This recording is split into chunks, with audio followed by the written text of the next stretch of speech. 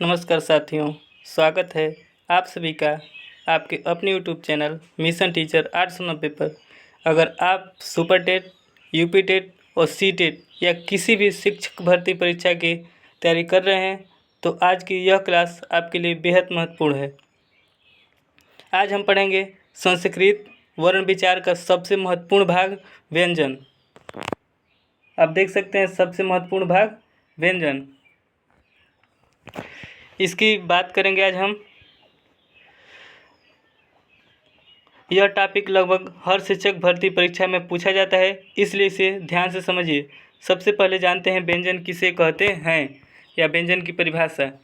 तो आपको बता दें कि व्यंजन की परिभाषा या फिर व्यंजन किसे कहते हैं। चलिए शुरू करते हैं ये क्लास बिना देर किए हुए। ठीक, सबसे पहले बात करें कि व्यंजन की परिभाषा। तो जो वर्ण उच्चारण में स्वर की सहायता लेते हैं उसे हम व्यंजन कहते हैं। जैसे व्यंजन और प्लस अ, तब जाकर हमारा उच्चारण संभव हो पाता है। ठीक, कुछ भी हम बोलते हैं, जैसे मान लो कोई भी वर्ड हम बोलते हैं, जैसे क बोला जाता है तो क में क्या बोलते हैं, क और प्लस में अ, तब जाकर बनता है क। तो आप बात करें तो देखिए यहाँ पे क बोलना है तो बिना इस स्वर की सहायता से हम नहीं बोल सकते। आप जानते हैं कि अ स्वर है और क क्या है, व्यंजन है। तो इस बात को ध्यान रखना है, यही बता रहे हैं हम आपको। ठीक, तो चलिए उसके आगे चलते हैं और लेते हैं संस्कृत में व्यंजनों की संख्या। संस्कृत में व्यंजनों की संख्या कितनी होती है। तो संस्कृत में व्यंजनों की संख्या 33 मानी गई है। आप देख सकते हैं पीडीएफ इतना लाजवाब। संस्कृत में व्यंजनों की संख्या कितनी होती है, 33 होती है और इसको वर्गों में बांटा गया है। सबसे पहले वर्ग के हिसाब से हम बात करते हैं। देखिए सबसे पहले क वर्ग कहाँ से बोले थे, कंठ से। च वर्ग तालव्य, ट वर्ग मूर्धन्य, त वर्ग दंत्य, प वर्ग ओष्ठ। अंतःस्थ व्यंजन कितने होते हैं, 4, और उसमें व्यंजन कितने होते हैं भी 4।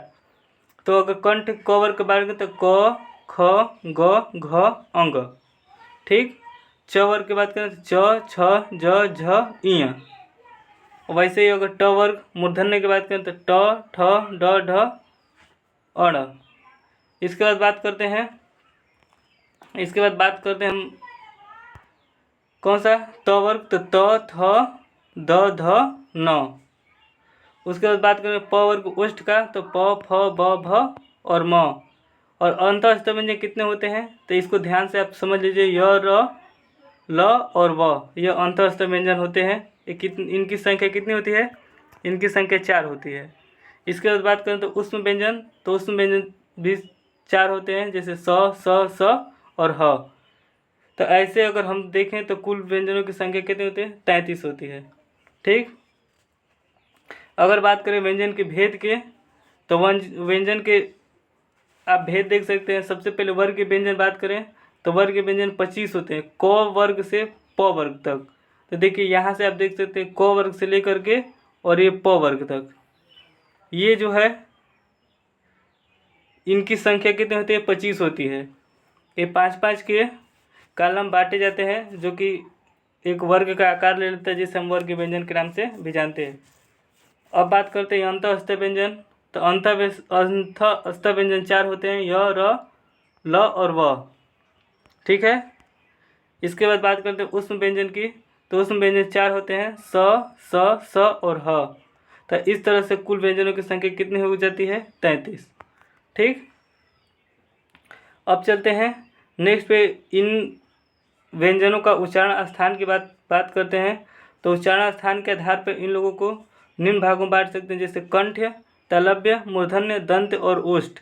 आप यहीं भी हम बताए हैं, इसी को दोबारा रिपीट कर दे रहे हैं कि कंठ क वर्ग और ह, तालव्य च वर्ग और यस, मूर्धन्य ट वर्ग और स ड़, दंत त वर्ग ल और स, अवोष्ठ प वर्ग और व। ठीक, आप बने रहिए, वीडियो के अंत तक एक ऐसा ट्रिक भी बताएंगे जिसे आप ट्रिक के माध्यम से इसको सेकेंडों में याद कर सकते हैं। तो चलिए अब बात करते हैं अन्य आधार पे, मतलब कुछ और अन्य आधार है, जैसे स्पर्श व्यंजन क से प वर्ग तक, ये भी 25 की संख्या है। अंतःस्थ व्यंजन 4 और ऊष्म व्यंजन भी 4 होते हैं। अब बात करते हैं कि परीक्षा में पूछे जाने वाले प्रश्न। परीक्षा में कौन से प्रश्न पूछे जा सकते हैं, इसको अब ध्यान से समझिए। सबसे पहले तो पूछा जा सकता है कि संस्कृत में कुल व्यंजनों की संख्या कितने हैं। तो आपको सबसे पहले ही बताया गया है, यहाँ पर आप देखिए कि संस्कृत में कुल व्यंजनों की संख्या 33 है। ठीक, कह रहा है कि वर्गीय व्यंजन कितने होते हैं। अच्छे, वर्गीय व्यंजन का आपको बात करते हैं, यहाँ पर देख सकते हैं कि वर्गीय व्यंजनों की संख्या क वर्ग से प वर्ग तक कितना है, 25 है। ठीक, उसके बाद बात करें तीसरा प्रश्न, अंतःस्थ व्यंजन कौन कौन से होते हैं। तो आप यहाँ पे देख सकते हैं अंतःस्थ व्यंजन य, र, ल और व। उसके बाद बात करें चौथा प्रश्न, ये भी पूछ सकता है कि उष्म व्यंजन कौन कौन से होते हैं। तो उष्म व्यंजन आप देख सकते हैं यहाँ पे उष्म व्यंजन स और ह। और कंठ व्यंजन कौन कौन से होते हैं, इसकी बात करें तो आप यहाँ पे देख सकते हैं कंठ व्यंजन क वर्ग और ह, मतलब क वर्ग का पूरा क, ख, ग, घ और अंग और उसके बाद से ह। ठीक, अब बात करते हैं होमवर्क के। आज का होमवर्क क्या है, आज का होमवर्क आपके लिए 33 व्यंजन लिखिए। और दूसरा होमवर्क ये है कि व्यंजन के भेद लिखे थे तो उदाहरण भी लिखना है। और तीसरा काम ये है कि उच्चारण स्थान को क्या करना है, आपको याद करना है। तो बात करते हैं तो एक छोटे से मोटिवेशन की, तो यह है कि सफलता एक दिन की नहीं, निरंतर प्रयासों का परिणाम है। आपका लक्ष्य, हमारी जिम्मेदारी है इस प्रकार से महत्वपूर्ण सुपर टेट में बार बार प्रश्न पूछे जाते हैं, इसलिए इसे नोट्स बनाकर याद कीजिए। अगर वीडियो पसंद आए है तो लाइक करें, शेयर करें और मिशन टीचर 890 को सब्सक्राइब करना बिल्कुल ना भूलें। मिलते हैं अगली क्लास में, तब तक के लिए धन्यवाद। जय हिंद, जय भारत।